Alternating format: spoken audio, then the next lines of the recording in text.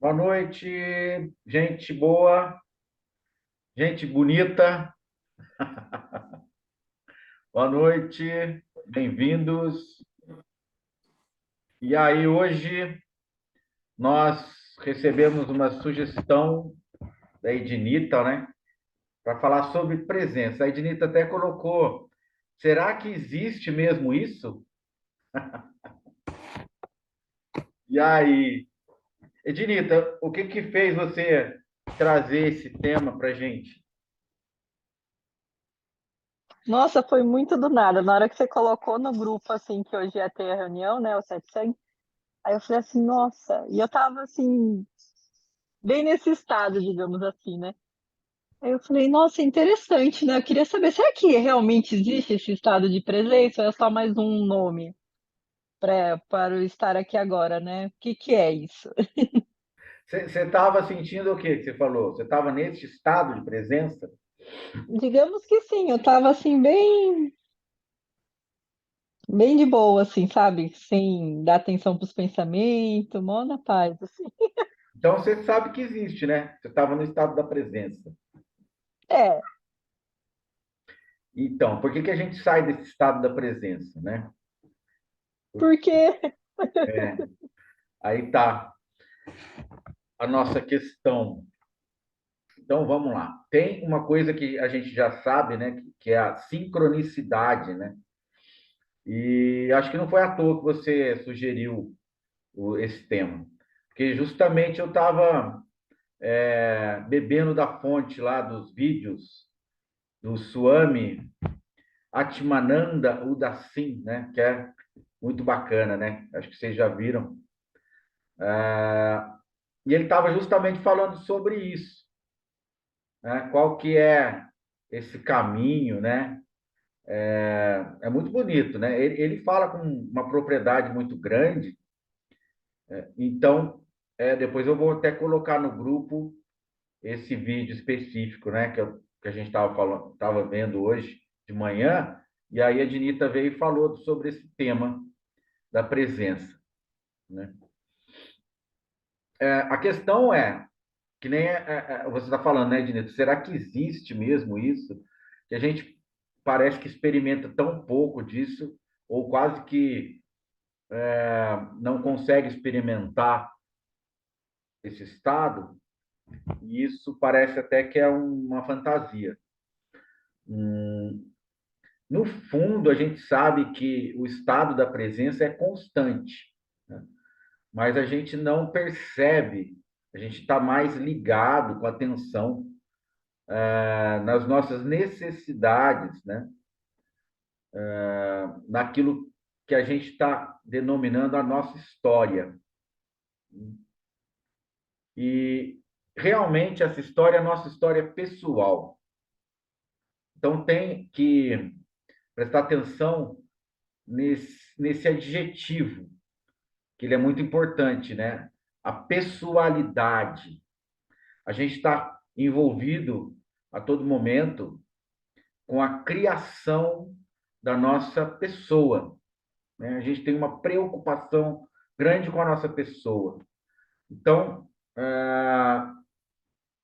essa questão, né, das outras percepções, tanto quanto isso que é denominado, que ele também fala eu sou, né, e o estado de presença, fica em segundo plano, porque a gente está sempre ocupado com as nossas urgências. Então, tudo que é nosso, ou seja, tudo que é pessoal, é muito urgente. Então, a gente se envolve muito na questão da ansiedade, porque a gente tem um desejo muito grande que os nossos sonhos ou que as nossas expectativas, né, que os nossos anseios, eles sejam realizados. E todos esses anseios, esses desejos, dizem respeito à nossa pessoa, né? Então é muito difícil a gente sair desse campo do envolvimento pessoal, né?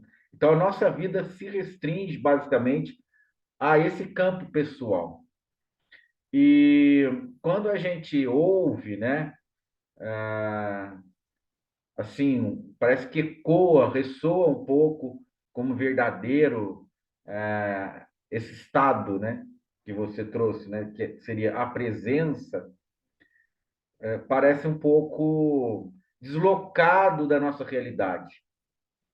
Então, a gente não está colocando isso na nossa experiência direta. Nossa experiência direta é formada, basicamente, pelos desejos da pessoalidade, né? E quais são os desejos da pessoalidade? Manter a pessoalidade, custe o que custar,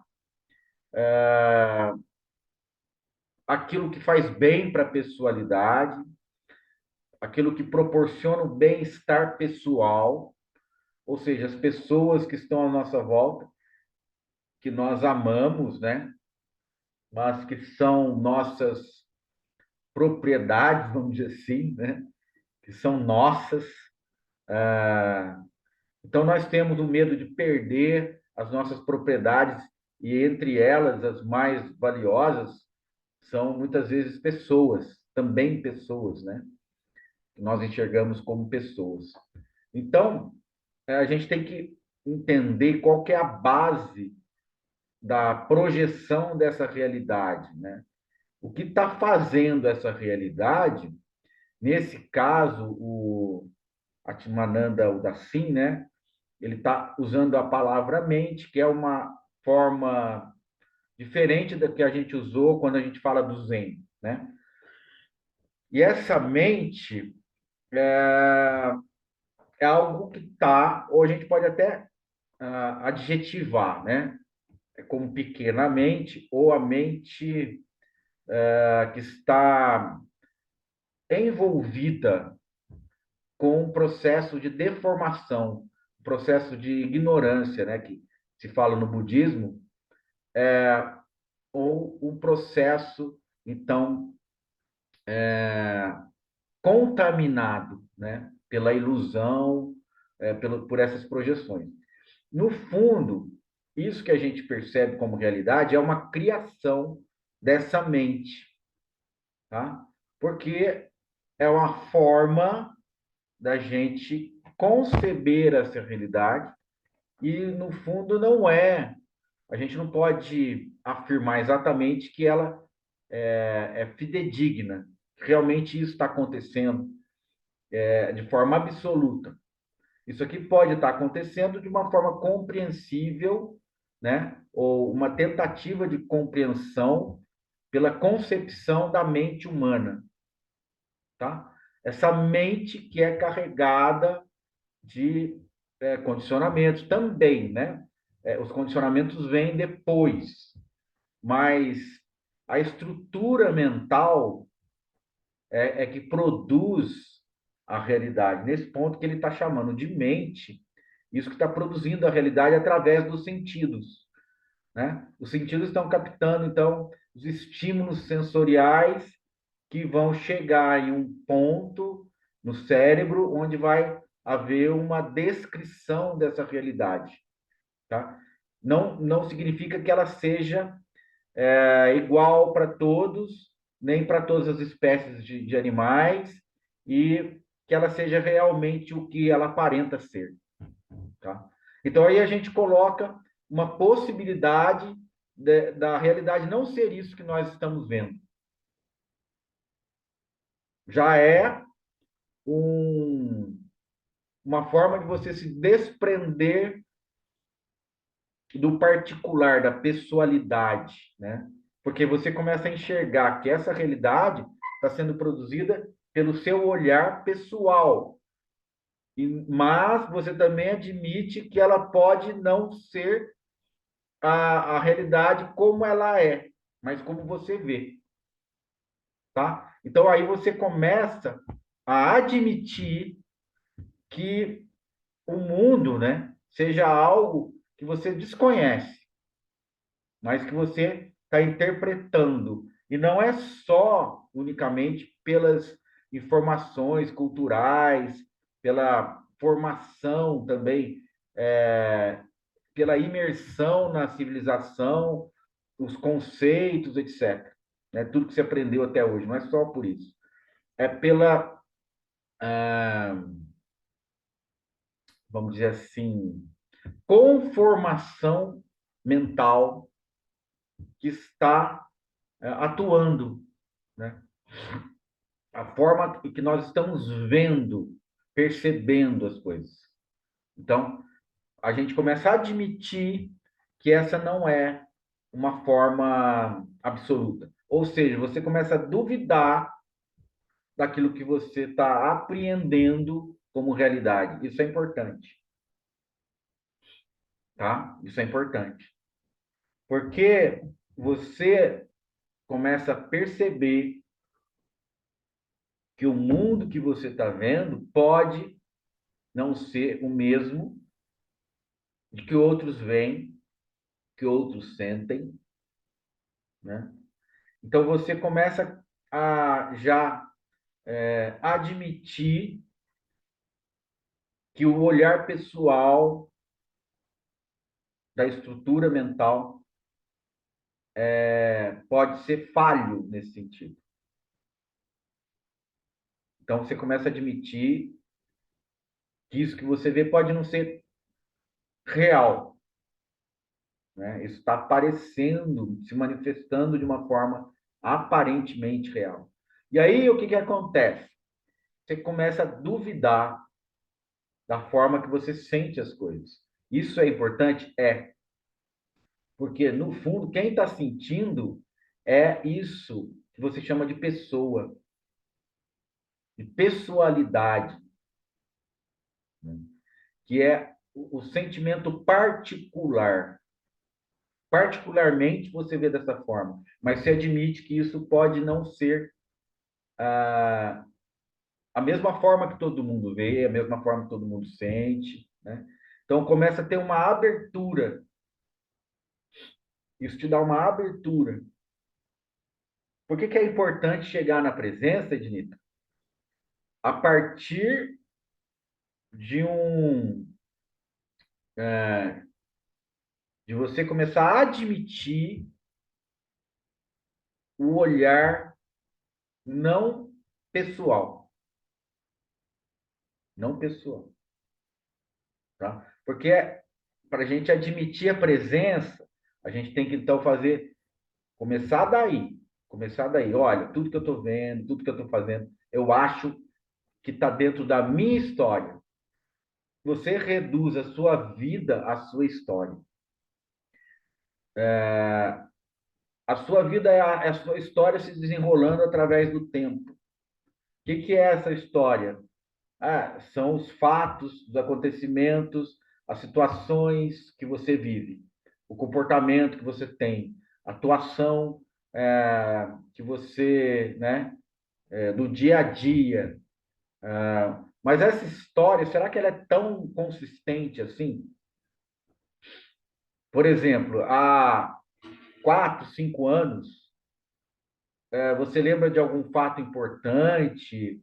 E se você por acaso lembrar, você consegue descrever exatamente como foi esse fato?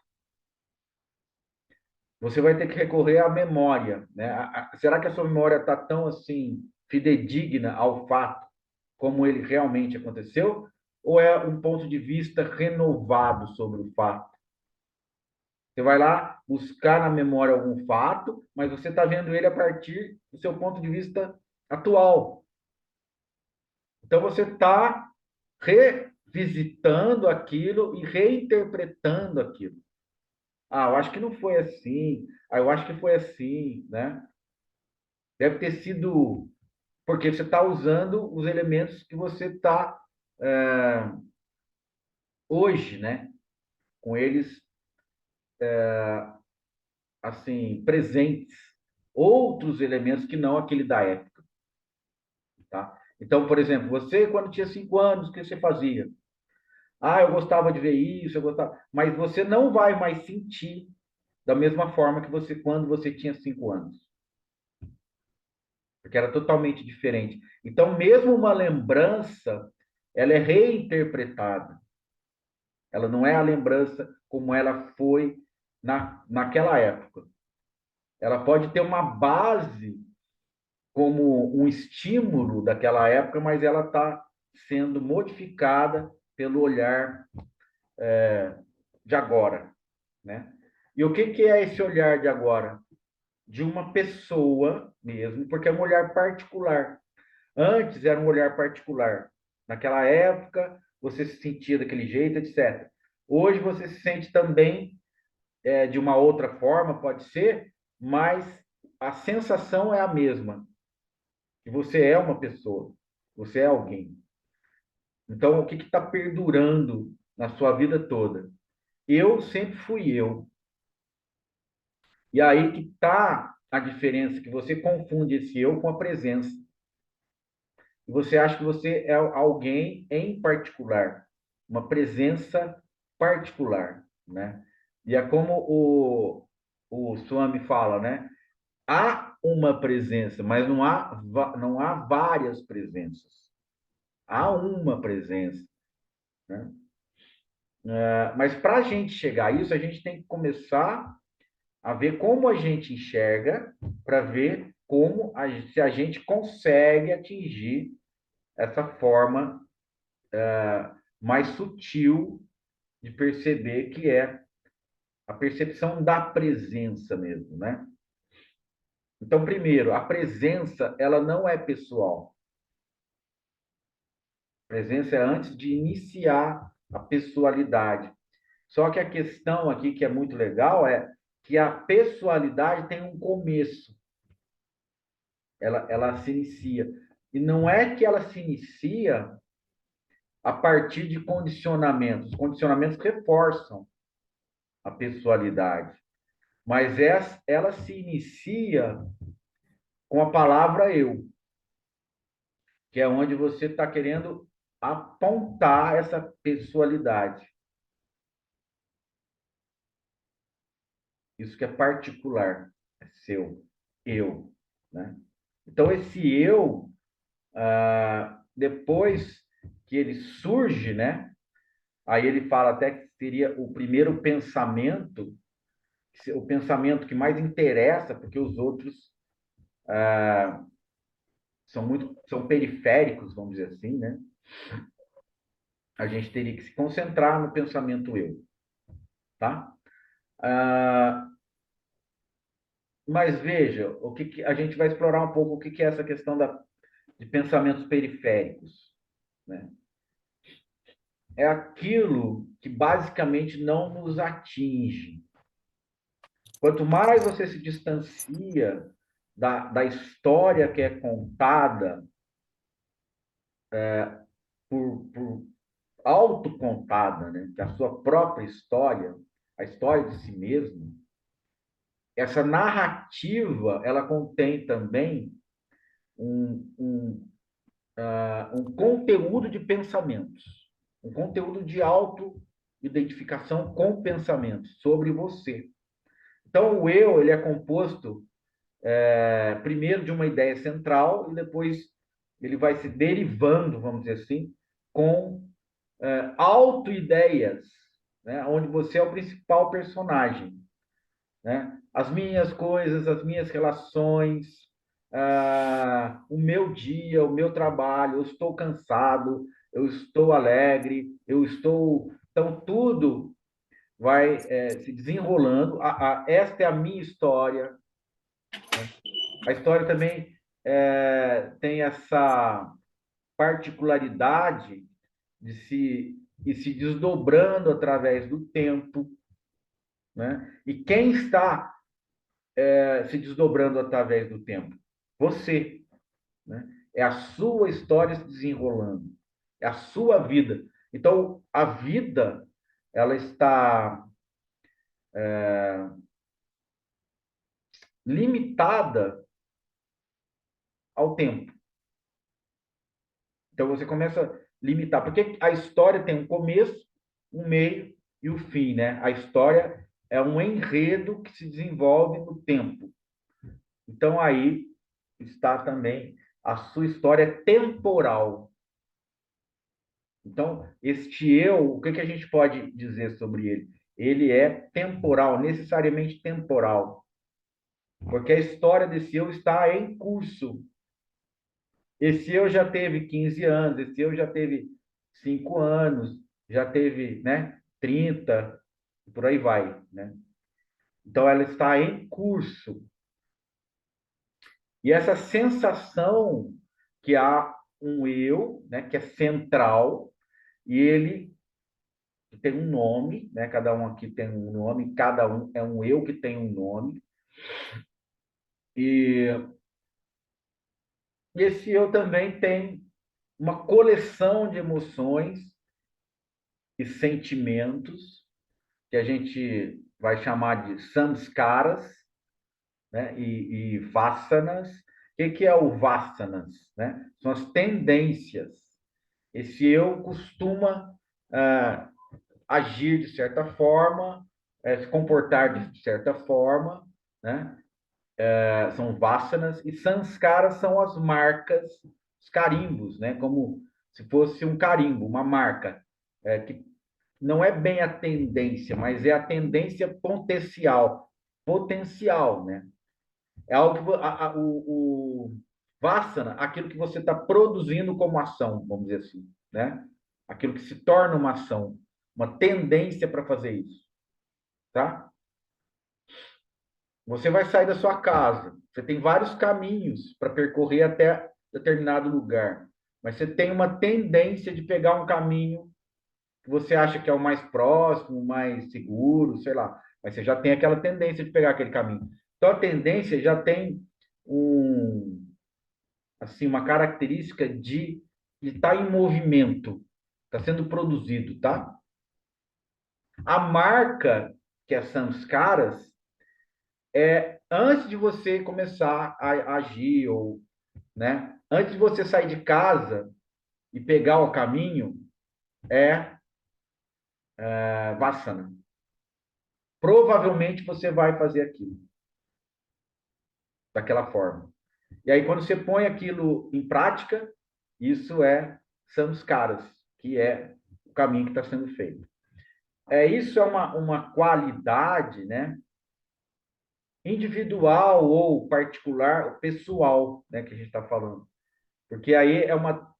E isso, gente, também, ele trouxe, que eu achei uma coisa fantástica, todos os seus pensamentos, todos, são vassanas e samskaras.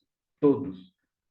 Tudo que você pensa, você está reafirmando a, a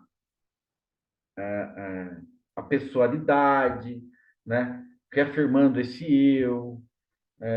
Então, tudo isso é como se fosse derivação. Por quê? Porque você pensa sobre você. Então, você está sempre reafirmando essa pessoalidade, identidade, né? Aquilo está em curso, no tempo. E daí, por que que isso também gera uma ansiedade, né? Ou uma angústia, né? Porque você sabe que esse tempo termina para esse eu. Então, essa é uma grande causa da angústia. Se você está completamente identificado com esse eu, você sabe que você vai acabar uma hora. Ou que as coisas que estão à sua volta vão acabar, né? Isso traz uma angústia existencial, né? Uma angústia em relação à própria vida, né? Aí você começa a querer cobrar da vida, dizer, mas não devia ser assim. Mas isso é injusto, a vida é injusta, né? Eu fiz tanta coisa, é, exatamente, Li, que a gente sempre fala, né? O medo, é, o medo da perda, né? Medo de perder esse status, que é o status de vida, né? Porque a gente fala a minha vida, a quem pertence a vida? A mim. Quem é você? Eu sou Lilian, né? Quem é Lilian? Eu. Aí você chega no eu, né? Quem é Donner? Eu. Quem tem insegurança? Eu, né? Então, o eu quer dizer muito. A gente não está tão, assim, disposto a investigar o que seja esse eu. Investigar com seriedade o que seja esse eu. Então, sempre a gente vai chegar no eu. E esse eu é isso, essa barreira, né? O foco do medo, o foco do desejo de permanecer. Então, é muito importante a gente olhar. O eu espera, né? Uma característica muito forte do eu é sempre estar esperando alguma coisa. Ou seja, ele está ligado ao futuro. Eu espero que seja assim, eu espero que tudo dê certo. Eu espero que seja só coisa boa. Eu espero, né? Então, essa espera, ela gera automaticamente insegurança, como você trouxe, né, Lili. Porque eu não sei se vai ser assim. Não sei se vai ser seguro, né? No fundo, a gente sabe disso. E aí o dono está trazendo, né? Os acúmulos seria também em relação a, às experiências anteriores do eu, né? Na questão que sempre, todas as experiências foram feitas em função da pessoalidade, em função de um eu. Tudo que eu tenho de experiência anterior é em relação a mim. Então, a gente está reforçando sempre essa ideia do eu, né? E aí, ele diz também, né, que uma forma de praticar, né, um sadhana seria até experiências espirituais, exato. Principalmente experiências espirituais, né? Mas uma forma de praticar, como a gente já sabe aqui, é você permanecer no eu sou, que seria a primeira ideia do eu, mas desidentificada com as outras condições, né? Com as outras qualificações, os outros adjetivos. Eu acho difícil, eu particularmente acho difícil. Depois o Swami fala que a gente ter, para realmente é uma etapa, né? E o eu deve ser abandonado e permanecer somente o sou, né? Mas mesmo no verbo sou, né? Mesmo nessa há alguém ali, né? Então, quando você fala eu sou, você está se referindo a esse eu contaminado pela pessoalidade. Eu acho difícil você dissociar o eu da pessoalidade. O eu é sinônimo de pessoalidade, tá? Agora, se você consegue ficar num eu impessoal, que eu acho que é muito contraditório, né? Você deve, então, depois abandonar o eu contraditório e permanecer no sou. Mas no sou também alguém está ali, né? Intrinsecamente alguém né? Só não estou falando eu, mas sou, quer dizer, eu sou, né? Então, talvez, né, num ponto de vista advaita, válido para muitas pessoas, né, mas para algumas não, porque o eu está muito carregado dessa informação pessoal. E aí, o que que a gente pode fazer, né? O budismo, por exemplo, já não usa ou desconstrói inteiramente essa ideia de eu, né? Como a gente viu no último satsang, né? Do Bodhidharma, né? Encontrando o Bodhidharma. E alguns outros também, né? Que a gente... Então, eu acho que a gente fica mais à vontade, né, Ednita? Mas acho que esse eu sou dá para ser impessoal. Pode ser.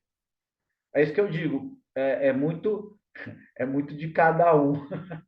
É muito pessoal.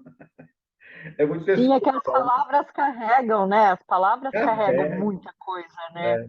Você está Sim. invocando, na minha concepção, Eu sou isso. o. Está invocando você. Agora, vamos Sim. pensar quem é você, né? Que você está invocando. Segundo o Swami, nesse eu sou, seria o primeiro carimbo de um eu que está desidentificado com qualquer outra condição, né? Então, como você falou, o eu sou dá para ser impessoal. Para mim, quando eu penso em eu estou esperando já alguma coisa grudar no eu. Então, para ser um eu totalmente impessoal, sem nenhuma expectativa, né? O que eu acho que mais define o eu, né? Que é uma marca muito profunda do eu, é a expectativa. Expectativa. O eu sempre está esperando alguma coisa. Então, a presença, na presença do eu, para a gente fazer um trocadilho, né? É difícil permanecer nisso, né? É difícil permanecer na presença pura. Por isso que o Advaita fala pura. Por que é pura presença? Porque é uma presença não contaminada pela ideia da pessoalidade. E aí eu achei muito legal também, porque daí a gente pensa assim, pô, mas como é que aconteceu isso? Né? Se tudo é a presença, se tudo é a consciência, como eles falam, né? O Advaita fala, por que que a mente produz esses enganos, né? E aí ele fala assim, porque o infinito escolheu assim, porque a vida escolheu assim, né? Isso é muito bonito. Isso também é uma humildade dizer, porque eu não sei, mas é assim. Então a gente constata que é assim, mas não tenta entender. É assim, né? A mente produz isso. A mente produz a pessoalidade e a mente conduz você sempre a pessoalidade. Quando você não quer ficar na pessoalidade, a mente começa a te seduzir para voltar para a pessoalidade. E esse eu sou, ele também fala, quando você vai através do eu sou, o risco de voltar à pessoalidade é grande. Porque você está sempre invocando esse eu. E é muito difícil esse eu estar completamente isento, né? Ele sempre está ali sendo puxado para a pessoalidade, porque a base dele é a pessoalidade. Não quero mais pessoalidade. Quem não quer, né? Quem? Eu não quero. Né? Agora, o Donner trouxe a gratidão em relação ao eu, né? Seria, por exemplo, você fazer alguma coisa boa para alguém, aquela pessoa se sentir grata, né? Se houver um sentimento não residual, que eu acho difícil, porque Buda também fala, né? Tudo que você praticar, qualquer ação que você praticar, não deixe nenhum vestígio, né? E o próprio Shunryu Suzuki, que a gente gosta de citar, né? Ele fala assim: seja como uma boa fogueira, queime, assim, mas queime de uma forma inteira, né? Não fica deixando pedaço, carvão, queime totalmente, né? São as indicações, mas a questão, ou você aguardar algum tipo de gratidão quando você faz alguma coisa boa, mesmo que aparentemente inconscientemente você está guardando, não conscientemente. De repente você faz alguma coisa boa para a pessoa, você quer ouvir um agradecimento, né? Ou às vezes você nem quer ouvir, porque você pode fazer de uma forma anônima, mas no fundo você começa a se auto elogiar por ter feito aquilo. Olha como é que eu sou bom, né? Olha, eu fiz isso. Ninguém vai saber, mas eu sei, entendeu? E eu sabendo já basta, né? Porque eu posso me autoelogiar ou me autovalorizar, auto-vangloriar, né? Isso é sinônimo de quê? Imaturidade. Então a gente sempre traz essa palavra porque é uma palavra que diz muito, assim como maturidade diz muito, imaturidade diz muito, né? Essa imaturidade é que eu ainda desejo um tipo de reconhecimento. Eu preciso ainda de um reconhecimento. E quando você precisa de um tipo de reconhecimento, você está na pessoalidade, você está no eu, né? Você não está na presença. Então, eu estou demonstrando tudo isso aqui para a gente não ficar falando fácil, né? Permaneça na presença. Tá. Veja, como que você vai estar numa presença pura sem conhecer ou sem discernir sobre as identificações, sobre as contaminações pessoais, né? Aonde tem a sua marca, né? Onde tem o vassana, onde tem a sua tendência também, né? Samskaras e vassanas, disso é feito o dia a dia, né? A gente está tão envolvido com isso, como é que você vai estar numa pura presença? Então, para que eu estou fazendo isso? Net.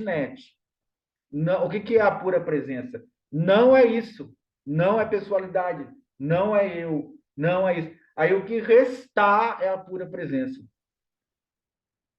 Então, por isso que a gente faz por exclusão. Eu não posso apontar para você o que é a pura presença, mas eu posso apontar para você o que não é a pura presença.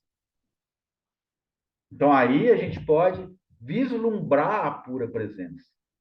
Porque aí eu vi o que é a pessoalidade, eu vi o que é o eu vi que isso está gerando a minha história, eu vi o que, que eu quero para depois, eu quero assim não só um reconhecimento, mas eu próprio posso me reconhecer como alguém de muito valor, alguém de muito sucesso, alguém muito bem sucedido, né? Então, quando eu estou nisso, eu ainda estou com foco na pessoalidade. Quando eu me torno impessoal, quando essa presença for pura, a ponto de eu não me ver, só ver a presença. Aí eu não precisar fazer nenhum comentário sobre. Porque quem vai ouvir o meu comentário? Eu. Para quem é importante o meu comentário? Para mim. Por que, que eu estou fazendo questão de comentar para eu ouvir e acho que isso é muito importante? Porque eu sou imaturo. Eu acho que ainda é necessário fazer comentários sobre o que acontece para mim. Então, tudo isso vai contaminando essa presença, né? A pura presença é anterior a todos esses desdobramentos, né? É possível permanecer? É possível permanecer. A gente sempre está, a gente nunca deixou de estar na pura presença. Quando sumir esse eu, some os outros.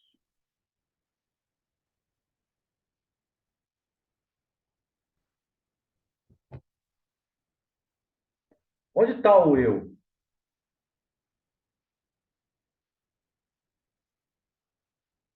Onde está o eu? Alguém sabe onde está o eu? Não? Resposta é não, dona? Não sei. Ok. O eu está nisso que o Swami está chamando, né? Que é diferente da linguagem do Zen, nessa situação. O eu está na mente, né? O eu está na mente. Porque quem está construindo essa realidade? A mente. Então, onde estão os outros? Os outros também estão na mente. Aí você fala, não, quando desaparecer essa mente é muito difícil de desaparecer. Ela não desaparece. O que ela pode ser é purificada, mas até um certo nível. Segundo Swami Atmananda, o Dassim falou, né? Qual eu? Fala, Lili, não entendi. Quando sumir o Qual eu. eu que você, qual eu que você está falando? Onde está o eu? O eu pessoa? Você está O eu perguntando que está na pessoal. mente? É. Ah, O eu pessoal é criado por quem cria a realidade. Essa realidade que a gente concebe como se fosse um eu. A realidade ela é pessoal, né? Ela está construída de uma forma pessoal. Como é que você desconstrói essa realidade? Quem está construindo a realidade? É a mente, segundo é falado, né, por ele. Aí você fala, não, você consegue, como o Donner trouxe aí, quando sumir esse eu, então ele está falando, mesma coisa, é quando sumir essa mente. Porque é a mente que está criando o eu. O eu não se autocria, tá? O eu não é uma criação espontânea. O eu não nasce dele mesmo. O eu nasce da mente.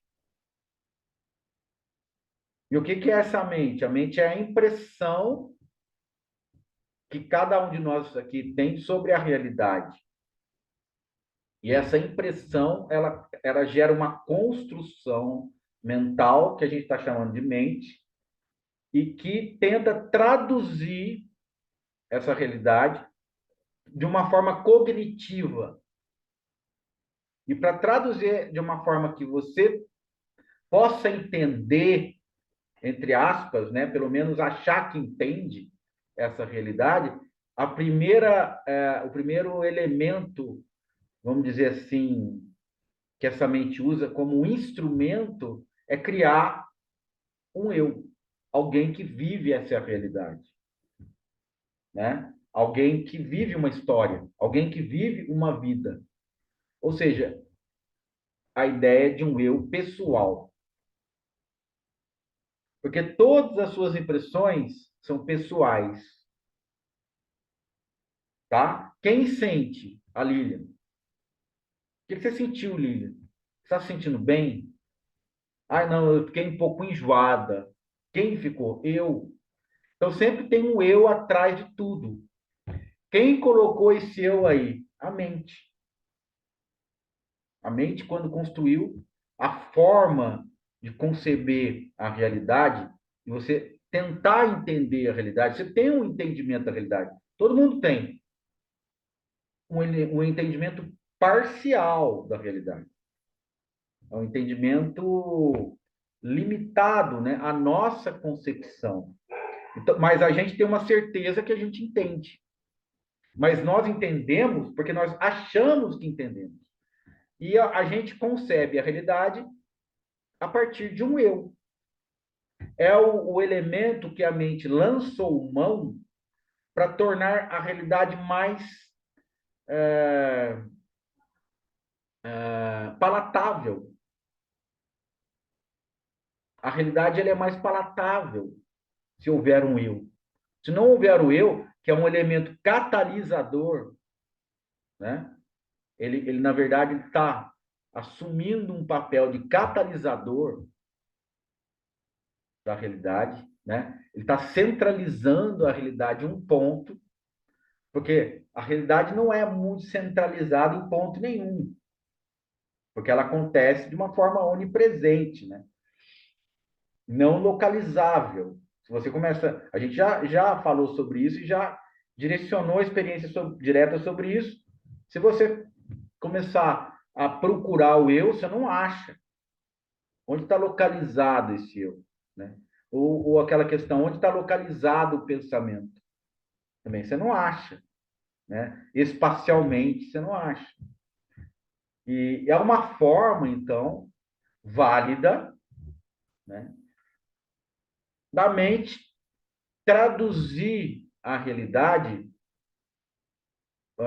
a um ponto onde a cognição tenha sentido. Faz sentido para essa forma de cognição que a mente humana atua, com essa forma de cognição que a mente humana atua. Né? Por quê? Vamos lá. A gente já falou disso aqui também, né? mas fazendo uma analogia, né, uma metáfora de como pode ser isso, no Bhagavad Gita, tem um momento que o Arjuna, né, que é o príncipe que está conversando, dialogando com Krishna, o Arjuna quer dizer a condição humana, né? E Krishna quer dizer o divino, né? O inconcebível, vamos colocar assim, né?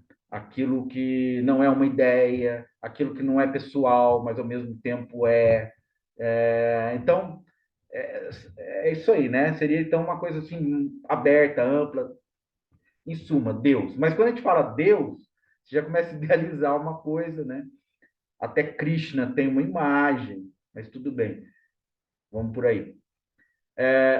A certa altura, Arjuna fala para Krishna: eu quero ver, né, você, quero ter assim a oportunidade de, de vê-lo, né, na sua presença real, né, na sua forma real, não essa forma humana, né? Então aí tem muita coisa para a gente aprender.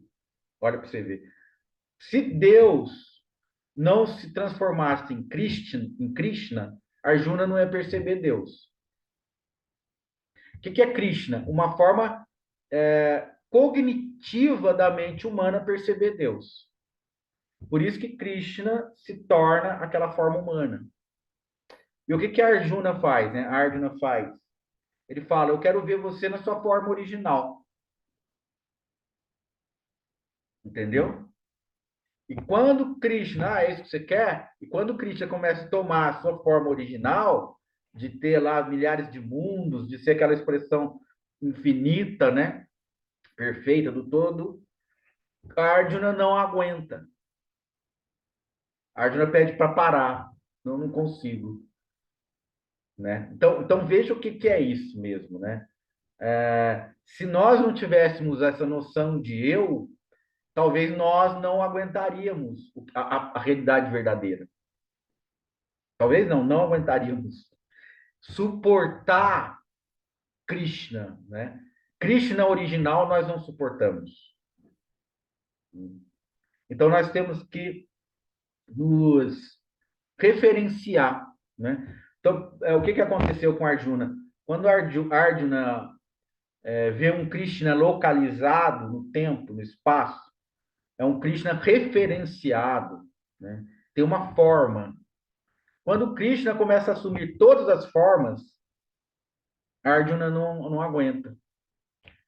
Quer dizer isso? A mente humana não aguenta. Não aguenta conceber o que seja tudo, né? Todas as formas. Ao mesmo tempo, todas as formas. Ao mesmo tempo, sem forma. Né? Ao mesmo tempo, mutável. Ao mesmo tempo, imutável. Ao mesmo tempo, absoluto. Ao mesmo tempo, relativo. Então, isso é muito, muito, muito vasto, né? Vasto, vasto, vasto vazio, nada que possa ser chamado de sagrado, vasto vazio. Então, nesta vastidão, Arjuna, assim como a mente humana, né, que Arjuna está representando ali a mente humana, se perde. Não tem estrutura para aguentar o que seja o real, né? Achei que você iria falar muito louco. Né? É Krishna e a sua flauta, né? Então, veja, é a mente que cria o eu para suportar a realidade.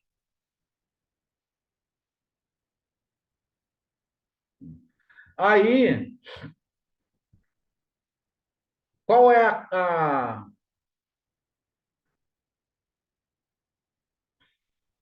o efeito colateral disso? O efeito colateral é que você fica viciado no eu, viciada no eu, como algo que era para te apoiar e ele vira uma prisão. né? Era algo para você conseguir se referenciar, até dar um salto, né? Até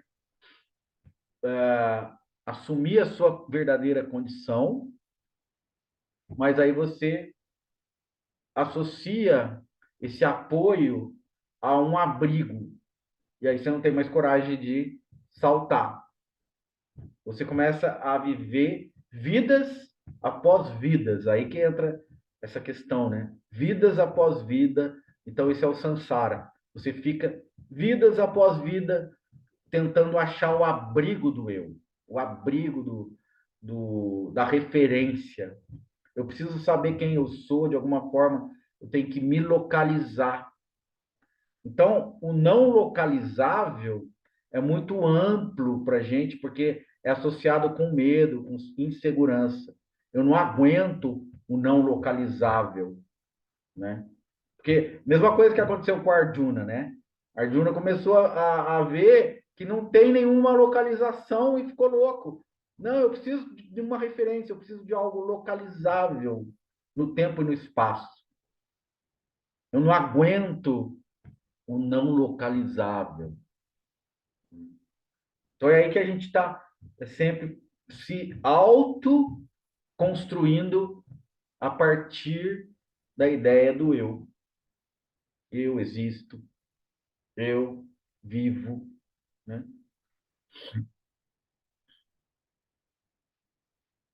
E aí, respondendo aqui, né? Alguém aí que acho que fez mais ou menos essa pergunta, eu acho que vai ser respondida. A mente, né? O Donner, né?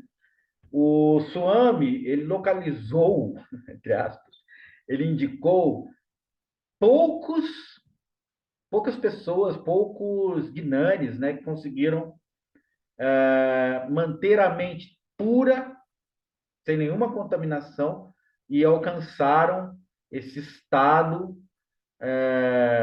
irreversível, né? E aí, eu não sei, acho que o Ramana revelou isso, né? Porque o Swami citou que na última vida, vamos dizer, na penúltima vida do Ramana, ele ainda tinha morrido com algum tipo de contaminação na mente. A mente dele não estava 100% pura. Só quando ele nasceu, né, como Ramana e passou por aquela experiência tal, e atingiu essa iluminação, né, essa despertar, ele ali estava naquele momento com a presença 100% pura da mente. E aí não é que a mente some, a mente se torna pura, até o momento em que ela se dissolve na presença. Não há nenhuma forma de identificar, porque isso é indiviso, né? Isso não tem nada a ver, não tem como você localizar onde está a mente e onde está a presença. É uma coisa só, né? Então, por quê? Porque não há mais contaminação. Quando você está com a mente contaminada, você tem como localizar a mente pela ignorância. E qual é o fundamento da ignorância? É você se tomar por alguém, né? Por um ser pessoal, particular, um ser que é individual. Então, enquanto houver essa marca, que é o Vassana, né? Da pessoalidade, a presença mesmo talvez não seja suportada. Daí está o medo das experiências místicas. Esse é o medo das experiências místicas. Você começa a não localizar mais, não se localizar, né? Aí, aí é que a porca torce o rabo, né?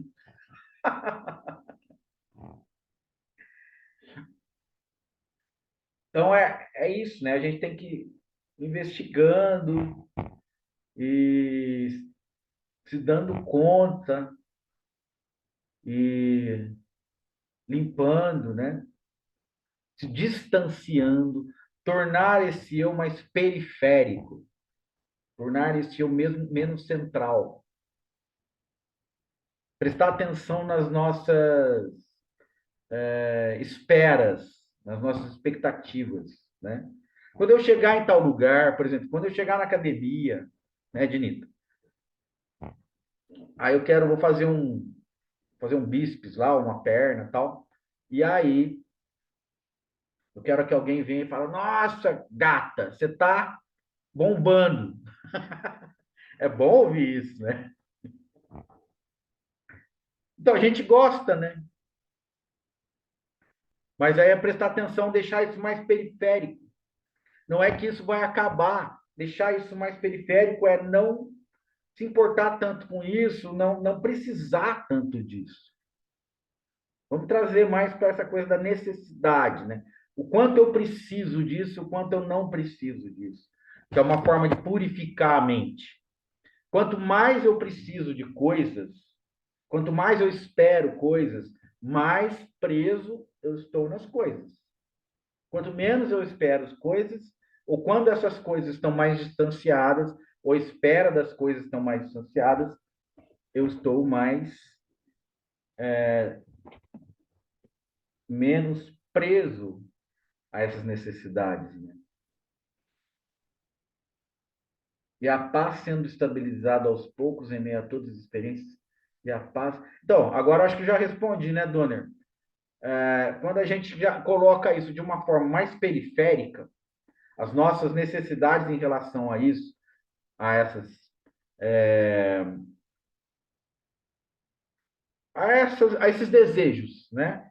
Você tá querendo que alguém fale para você alguma coisa, para você se sentir bem, por exemplo. Você já está esperando. Então, essa espera, ela pode estar até aí, mas que ela esteja mais distante, né? Fomos falando junto. Então, se você deixar isso mais periférico, você vai vendo que você não precisa tanto disso, né? Você não precisa tanto daquilo. Isso vai sendo mais periférico. Não que aquilo esteja totalmente ah, fora, né? Porque todo o processo ele é por existe algo que é progressivo, né? Você conseguiu absorver isso, você vai colocar isso em prática. Agora, até você conseguir ter resultados, se familiarizando, investindo, não é que leva tanto tempo, Edilita. Eu acho que a gente tem que estar nos nossos meios hábeis, né? A gente tem que estar colocando em operação os meios hábeis, né? Por exemplo, quando você vem aqui no Satsang, quando a gente pode conversar sobre isso, eu, né, entre aspas, você, para nós, isso vai fazendo sentido. Quando o satsang, por um motivo ou por outro, a gente não faz, vai fazer uma outra coisa e não sei o quê, a gente vai dando atenção para outras coisas. E essas outras coisas, invariavelmente, vão levar você para o lado pessoal. O que você pratica na sua vida que vai levar você para a impessoalidade? Ou deixar a pessoalidade mais periférica? O que você pratica, né? Ah, eu faço meditação. Pô, você não faz meditação o dia inteiro. Ah, mas eu participo do satsang. Por isso que eu acho o satsang, né, para mim, eu acho para quem vem aí e sempre está aí, é algo valioso nesse sentido. A gente é algo que fica lembrando isso para gente. Porque se você ficar no seu dia a dia, você não lembra disso. Está cada vez mais envolvida com as coisas do dia a dia. Então, o que é permanecer na pura presença? Você vai nem passar isso na sua cabeça. Para quê, né? Para quê? Então, o sentido das coisas mais profundas, isso vai ganhando sentido desde que a gente olhe para isso e coloque isso em prática. Segundo o Swami, né? Segundo o Swami, nós vamos ser, eu não sei de que forma é isso, porque daí eu não vou entrar no mérito, desconheço, né? Posso dizer para você, para vocês, né? Mas existe uma ajuda, eu não sei o que é isso, mas ele fala que uma vez que você se coloca nesse direcionamento, existe, a graça, de alguma forma, começa a atuar, né? E você vai começar a perceber sincronicidade. Aconteceu uma sincronicidade aqui hoje, né? Eu só fui falar disso porque a Ednita falou, mas eu já tinha prestado atenção e visto os vídeos do Suami que falava sobre isso, então deu para desenvolver alguma coisa aqui, né, com vocês, apesar da gente, eu não estou plagiando o vídeo do Swamp, mesmo porque eu não vi o vídeo todo, né? Eu vi uma coisa. Mas eu me inspirei naquilo, né? É, então, eu acho que é uma oportunidade que a gente deve estar antenado, porque senão, tanto da minha parte quanto da parte de vocês, a, nosso, a nossa vontade de estar junto, isso aqui vai diminuindo, sabe? Essa chama vai apagando. E parece que a graça, né?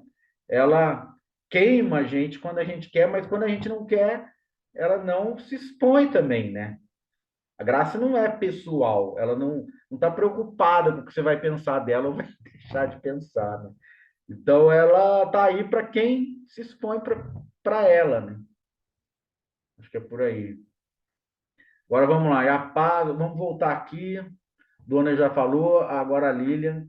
Tanto que legumes, pessoas, algumas, né? É algumas, né, Lili? Piram. Algumas, Maurício. Ah, é. Legal. Eu pensei, eu só li legumes uma hora, eu falei, putz, será que a Lili quer falar de alimentação, né? Ai, meu Deus. Mas é legal. Piram, né? Porque, pô, não aguenta, né? A gente não quer ficar sem a gente, né? Aí o dono falou, falamos juntos, tal. Ednita, é bem legal fazer umas pausas. Ah, não, umas pausas, né? Durante o dia. Relembrar. Isso é assim, mas tem que estar atento para relembrar, né? Fala, dona.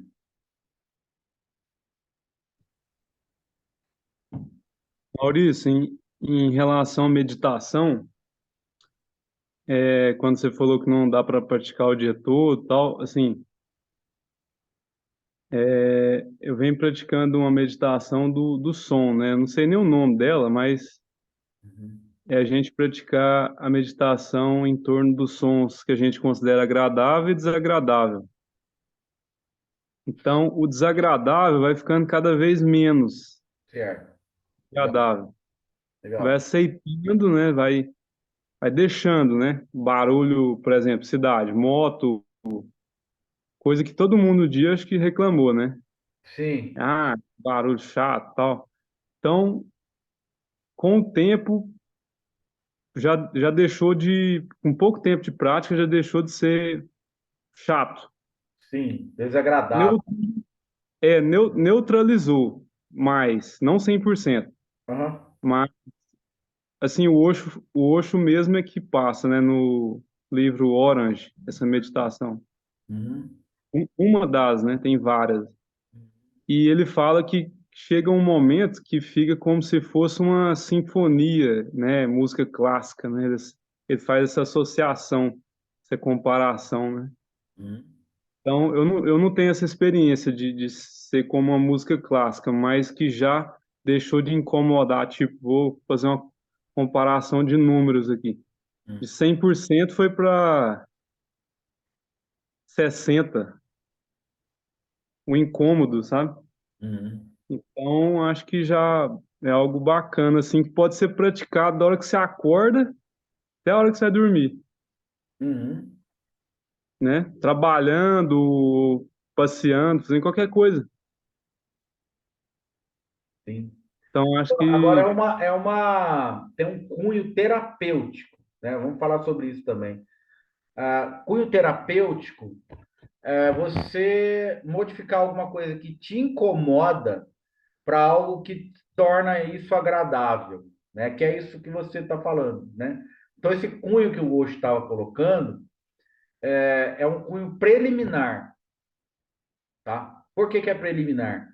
porque ele está preparando, né, a mente que está muito engessada, está muito congestionada, está muito rígida, né? Ela está tornando mais flexível. Então, é válido, sim, mas como um método terapêutico, né? Por quê? Para não ficar preso nisso. Porque tanto o agradável como o desagradável são condicionamentos. Também eles estão condicionando, você está esperando que seja agradável. Então, o que você está fazendo? Eu estou 60%, mas eu estou esperando que seja 100%. Em algum momento isso vai aumentando, né? Então, o eu está presente porque existe uma espécie, mesmo que ela não seja tão consciente, mas uma espécie de espera, né? E é terapêutico, é válido, mas não se cuidado para não se prender, né? Na questão da expectativa, né? Quando que vai ficar melhor, né? Até agora ficou bom, mas eu quero que fique melhor, né? Então, né? O que eu estou trazendo é que essas situações possam ser periféricas, ou seja, não estejam imediatamente influindo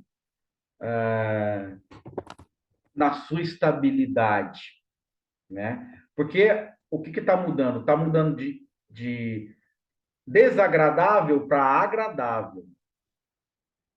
Então, quando você está buscando algum polo, né? Um extremo, vai mudar de um extremo para o outro, né? Então, ainda está nessa polaridade, né? Ok? Ok. Maurício, posso falar uma coisa? Diga, diga, Donner. Sim, foi bom você falar disso, Maurício, porque realmente essa coisa da- das polaridades, né? Uhum. Eu vejo assim como se são duas ciladas, né? São duas, não sei se eu posso chamar de ilusões. Então, eu acho que o agradável, né, que a mente fica, isso é agradável, isso é bom, isso é ruim, parece que vai deixando de ter o mesmo sentido também. Eu procuro observar isso, né, não deixar me perder, né, esse achismo, né? Isso aqui é bom, agora tá. Mas é difícil, eu acho muito difícil fazer essa comunicação não dual, né? A Mas, questão, Dona, prática, é quando você ouvir alguma coisa, você perguntar quem está ouvindo isso? Ninguém. Para se tornar isso impessoal. Esse ouvir que você falou, tornar esse ouvir impessoal, não pessoal, né? Ele vai ficando cada vez mais periférico no sentido de não pessoal, né? Então não é uma questão de entender a linguagem dual ou não dual. Aí também tem a questão assim, eu entendo a linguagem não dual. Então, quem entende a linguagem não dual? Alguém pessoal entende.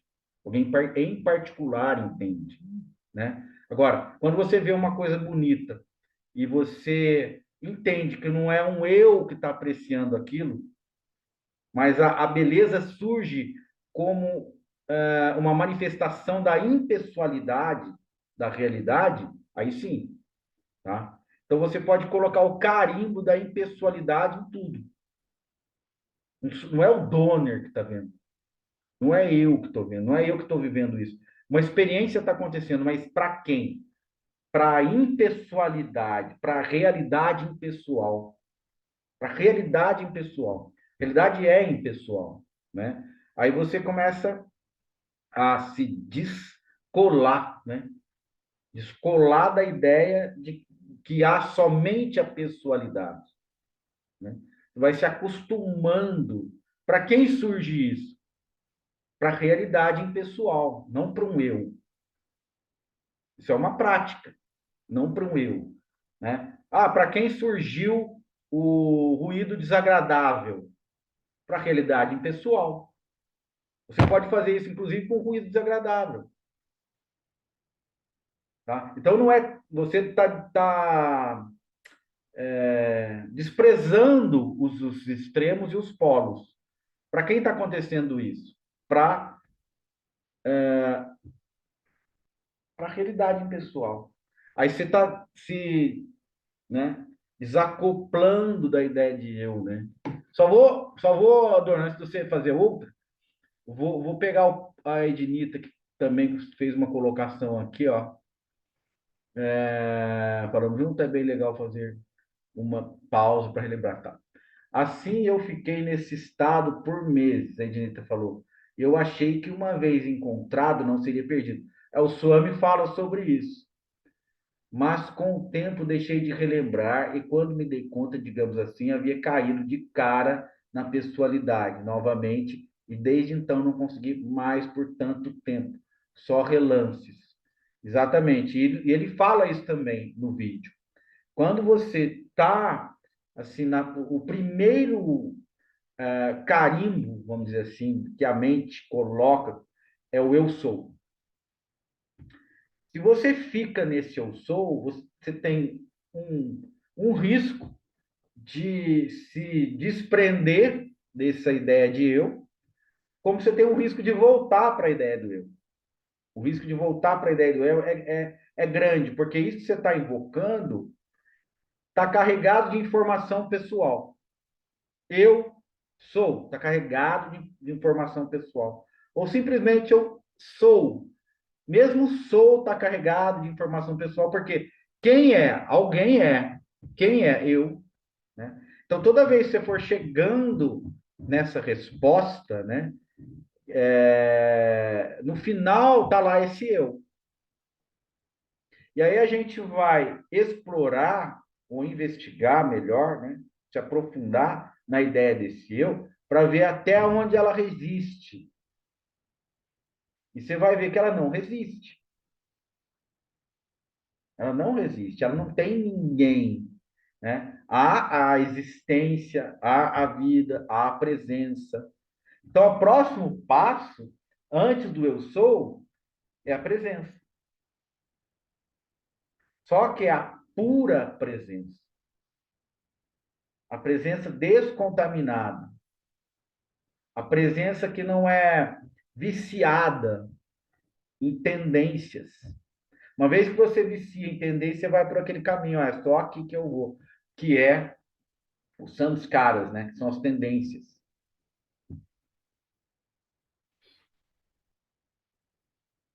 Eu vou passar o vídeo, tá?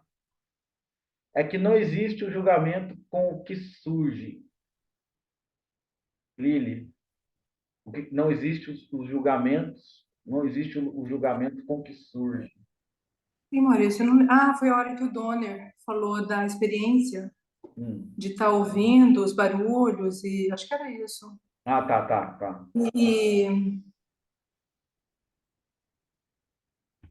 acho que era isso, não lembro. Tá bom. Essa presença totalmente desviciada do eu. Agora, ele falou uma coisa legal, que é uma meditação junto a outra medicação. É medicação mesmo, não? Meditação. Talvez escrevi errado. É Mas foi uma meditação. bom. Mas foi bom você escrever errado, entre aspas.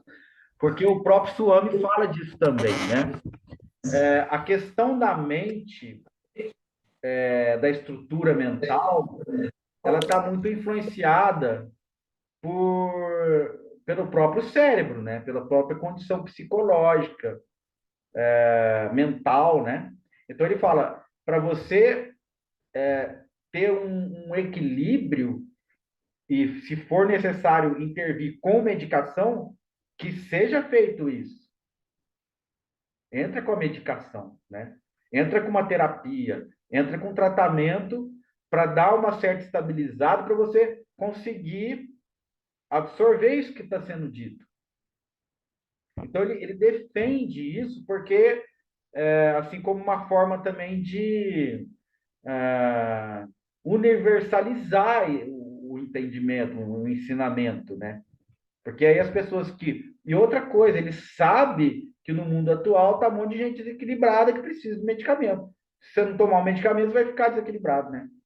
E não vai acessar isso, né? Fala, Lili.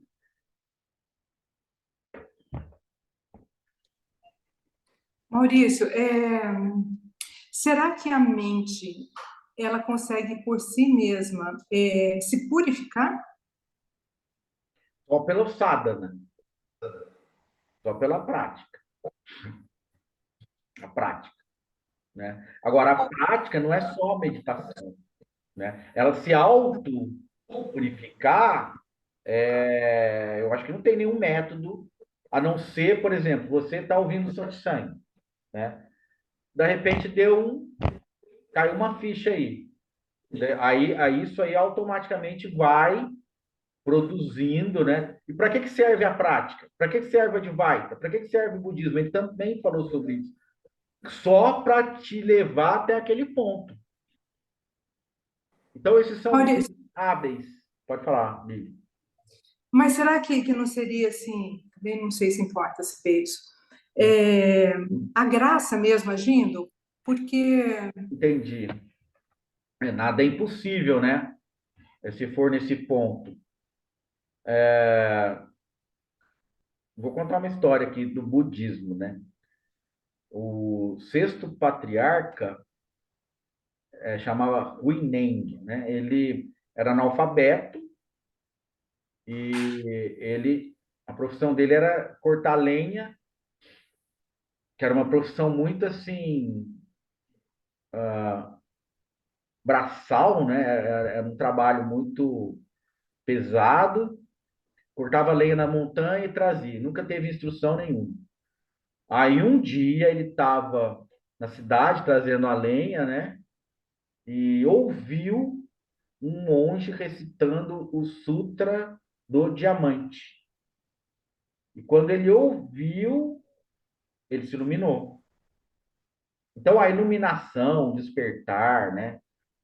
Ou a libertação, ela não está necessariamente vinculada à erudição, ao conhecimento, né?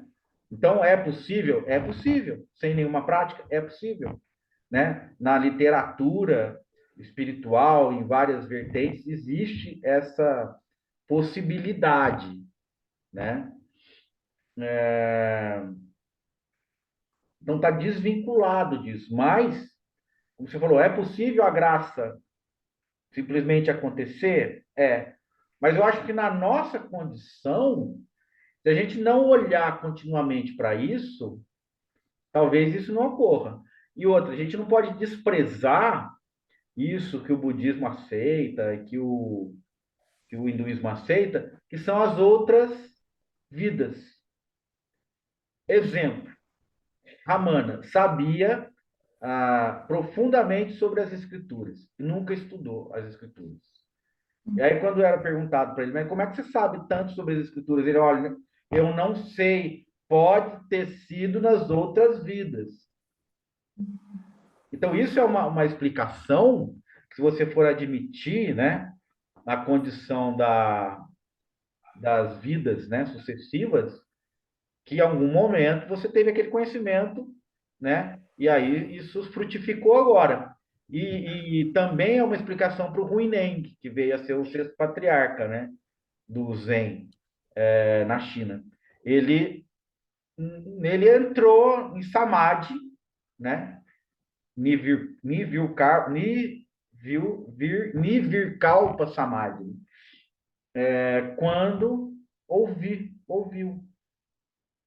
Agora, isso aí então, pode ter uma explicação, assim, das outras vidas, pode ter uma explicação, a Ednita falou do Eckhart Tolle, né? Pode também ter uma explicação que ele já teve experiências que o levaram a frutificar essa situação nesta vida, ok? Né? Agora, isso é um modo de entendimento mental. Isso é para satisfazer a mente, né? A gente está buscando uma informação lógica, né? Então, é sempre assim, é com a prática, é com isso, tal. Eu acho que a gente tem que se expor, né, a essa graça. Por exemplo, é como você quer ir para a praia, você quer se bronzear, como é que você faz? Você vai se cobrir inteirinha, por boné, por óculos escuros, passar um monte de bloqueador solar e quer voltar bronzeada da praia? Não dá, né? Então, se você quer fazer isso, se exponha à graça. A graça também tem que, né? Dar uma forcinha para a graça. Não fica lá, né? Só contaminando a mente cada vez mais, né? Se exponha a isso. Então, Tem agora... que Oi, dizer fala o aí. sim, Hã? Maurício. Hã? Tem que dizer o sim, né? Tem, É o ué. Tem que ter alguma boa vontade da nossa parte, né? Senão você vai falar, eu vou fazer nada e de repente está tudo, né? Vou me libertar, não fiz nada. Talvez até não tenha feito, mas e nas outras? Como é que você vai saber, né? Então sempre pressupõe que exista uma exposição a isso, né? E como você falou, né, Lili? Você tem que dizer sim, né? Você tem que se abrir para que isso ocorra. Cada vez mais, se abrir cada vez mais, sem restrição. Que o que é, o Swami fala? Que é uma forma incondicional, sem impor nenhum tipo de condição. Tá? Se você carimbar todo pensamento é vassana, todo pensamento é um carimbo da ignorância, eu não me envolvo mais com isso. Daí você tem que estar consciente de quando você está se envolvendo com os pensamentos. Quando você está se envolvendo com os pensamentos, você está esperando alguma coisa. Quem espera? O eu. Então você está reforçando a ideia de um eu, você vai ficar preso no samsara. Então, se você colocar isso como uma decisão incondicional, eu não vou me envolver com nenhum tipo de pensamento, faz isso um dia para ver o que acontece. Não se envolve com nenhum tipo de pensamento, porque eu estou considerando todos os pensamentos como contaminações da mente. Pronto. Quero ver. Estou propondo isso. Isso é o que? Prática. Isso é vassana. Vassana. Isso é sadhana, né? Sadhana. Tereza, diga.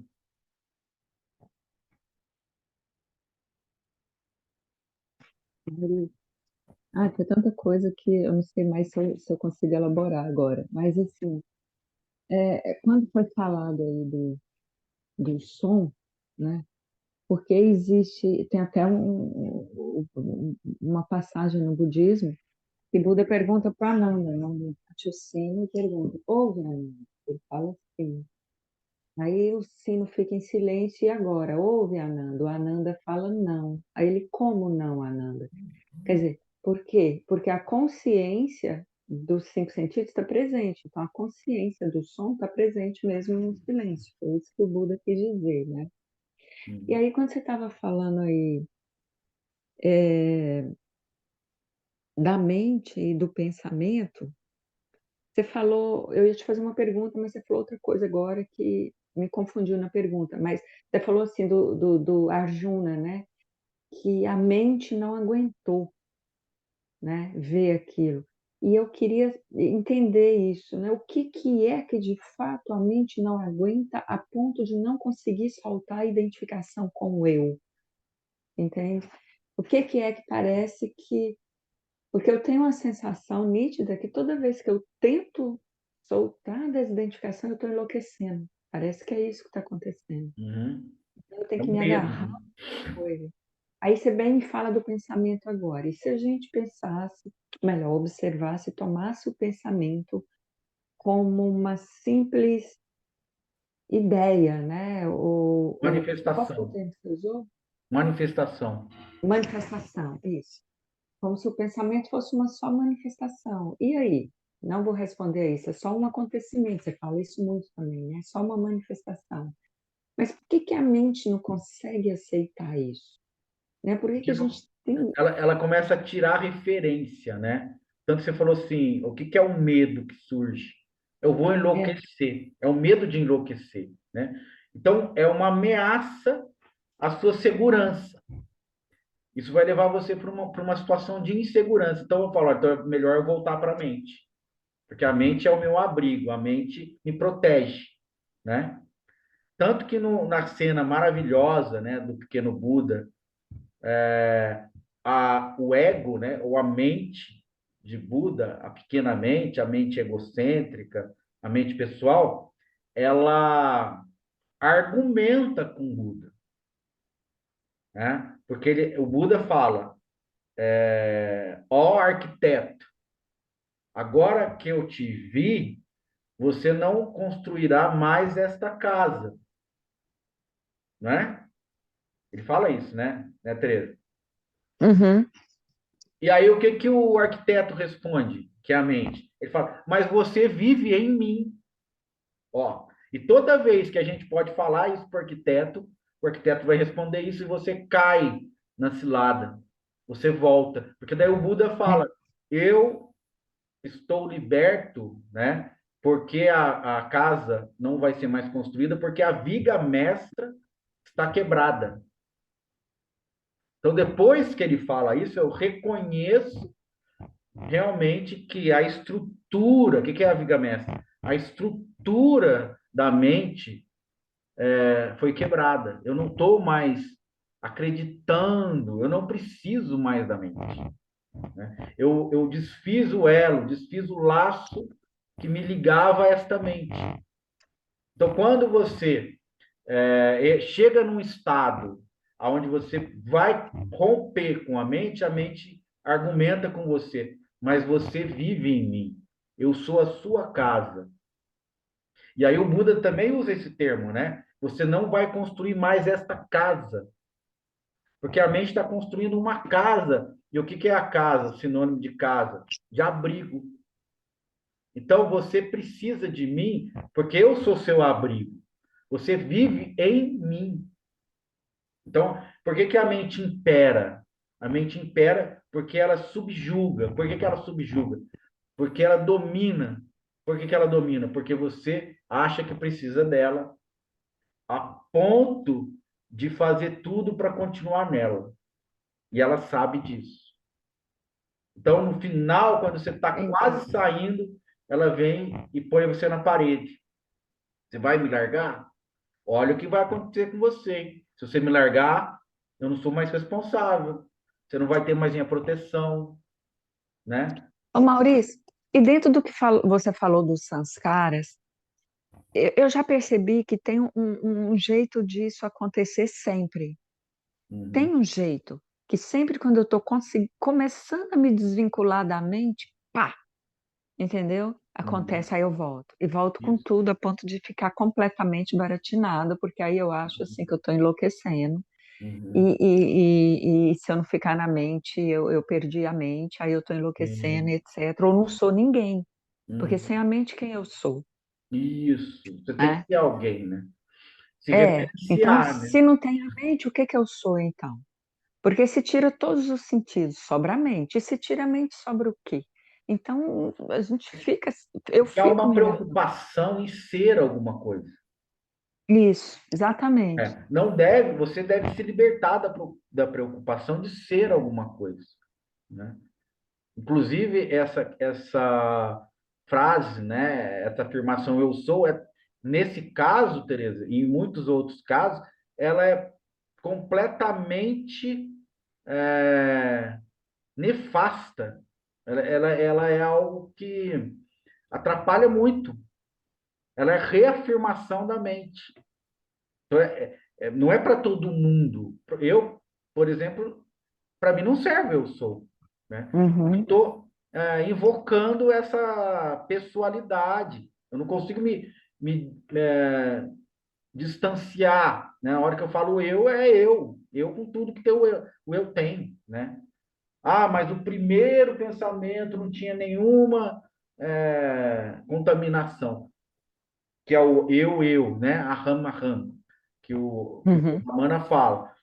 Mas para ele tudo bem, mas para outras pessoas, sei lá, para mim não dá.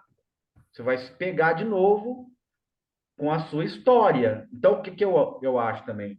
Você tem que ser alguém porque você tem que ter uma história.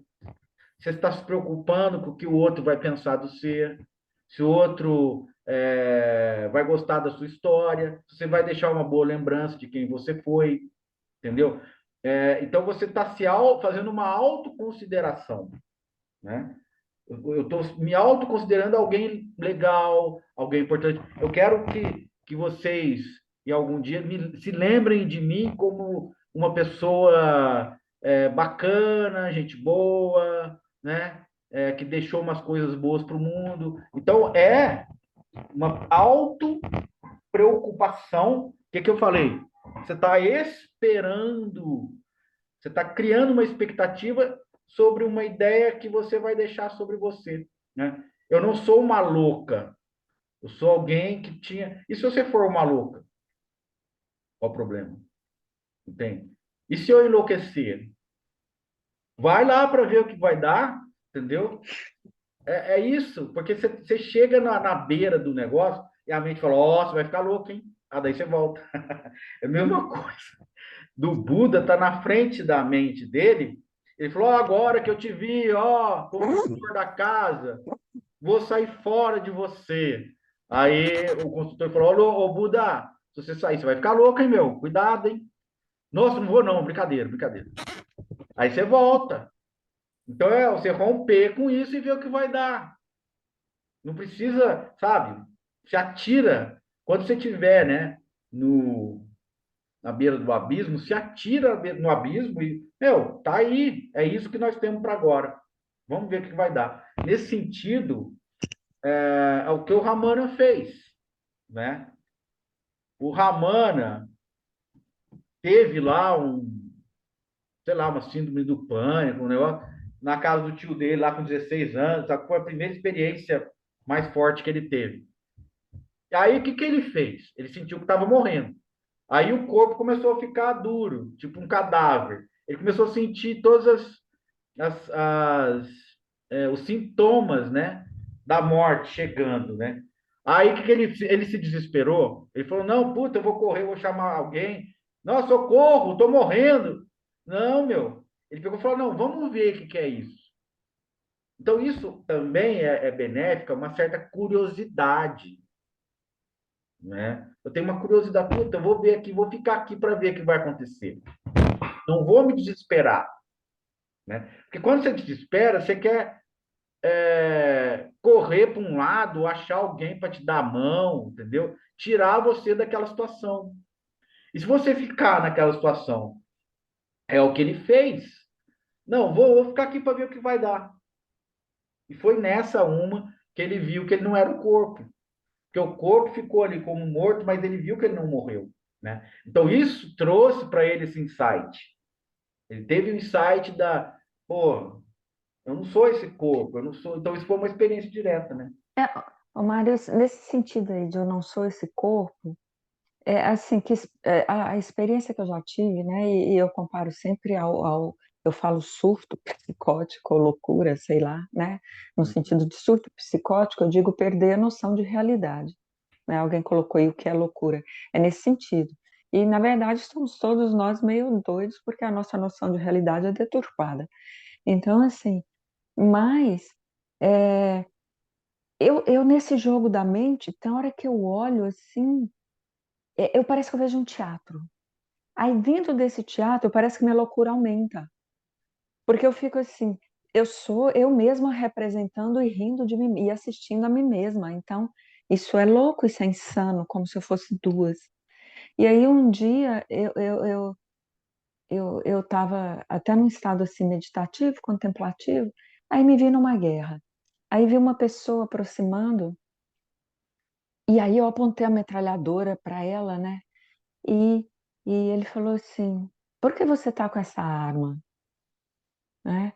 Aí eu falei assim: porque nós estamos em guerra, você não está vendo? E mostrei um monte de soldados mortos no chão, né? Uhum. De pessoas mortas. Aí ele falou assim: olha de novo, não tem ninguém, só tem você. Aí eu olhei de novo para o chão, não tinha ninguém, todo mundo tinha sumido. Aí Uhum. eu perguntei assim: quem é você? Uhum. Aí olhou bem nos meus olhos e falou assim: eu sou você. Olha que legal. Aí, aí eu surtei, porque eu não sabia Se eu sou você, quem eu sou afinal? Esse que está ali dizendo que ele sou eu ou eu que estou aqui vendo aquele que está dizendo que sou eu? Aí pronto, aí deu um nó. Ó, eu li um De novo. negócio. Aí toda hora eu surto, Maurício, toda hora eu Não, peraí, surto. ó, peraí. Eu li um negócio hoje, ó, a sincronicidade de novo. Eu li uma coisa que é a resposta para você aqui, agora, hoje, né?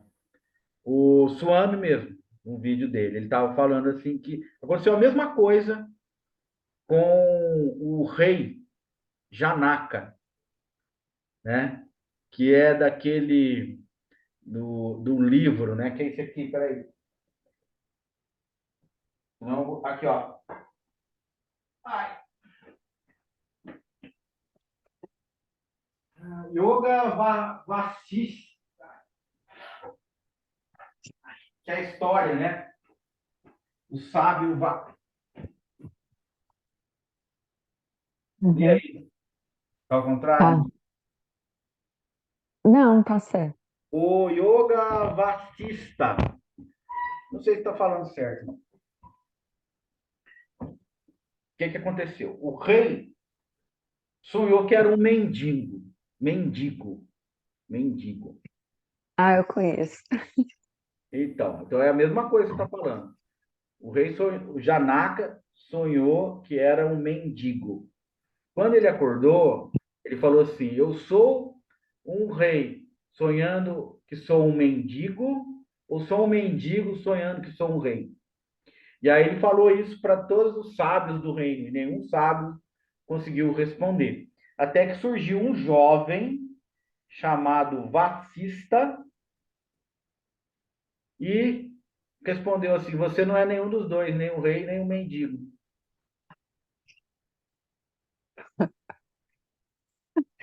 Ai, Maurício, obrigada por essa resposta. Então, é isso. É isso. Eu As fico duas muito coisas. tempo olhando para mim mesma quando Não, eu mas fico daí em você fica surto, olhando acho, pensando ou para um lado ou para o qual outro. das duas eu sou, qual Nenhuma das das duas. duas. Nenhuma das duas. Não é nenhuma das duas. Pronto. Encerra o assunto. Né? É uma das duas. Foi isso que ele falou. E aí começa a história, né, do diálogo dos dois, né? Mas a questão é essa: a identificação com alguma parte que referencie algo, que localize algo. Então, existe aí uma necessidade de localização. E aí a gente tem que olhar para essa necessidade de localização, porque ela vai querer assumir algum algum extremo, algum polo, né? Ela está assumindo algum polo. E ao passo que se a gente diz, olha, não é nem isso nem aquilo, né?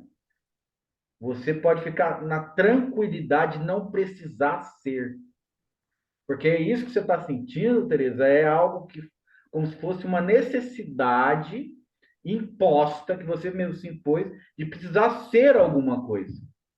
Ser a Tereza, ou ser aquele que fala com a Tereza, né? Ou ser os dois, né? Podia chegar alguém e falar, ó, você é o rei quando está acordado e é o mendigo quando está sonhando. Não! Não precisa ser o rei, não precisa ser o mendigo, porque você não é nenhum dos dois. Então, ele desconstitui necessidade de se reverenciar em algo. As duas faces, mendigo ou rei, ambas são pessoas, ambas são pessoalidades, ambas têm uma história. Quem é o rei Janaka? Quem são os pais do rei Janaka? A que dinastia pertence o rei Janaka? Tem uma história. Quem é esse mendigo? Mendigo. Quem foi esse mendigo? Quem são os pais desse mendigo? Por que ele veio a ser mendigo? Entende? Tem todo um envolvimento de história que não interessa, só interessa a pessoalidade que vê valor em ser alguém, ser pessoal, coisa que nós não somos, né? É só um modo da mente tentar entender a realidade e no fim acaba não entendendo, tentar se colocar na realidade. Então, não precisa mais. A gente pode se livrar disso. Não é necessário ser alguma coisa, né? Não é necessário, não faz sentido, inclusive. Não faz sentido. Quando a gente coloca isso nesse âmbito, né, de não fazer nenhum sentido precisar adotar alguma face para se mostrar para o mundo, né, todas as máscaras caem. E o que que resta? A sua face original. Qual é a sua face original? Nenhuma face.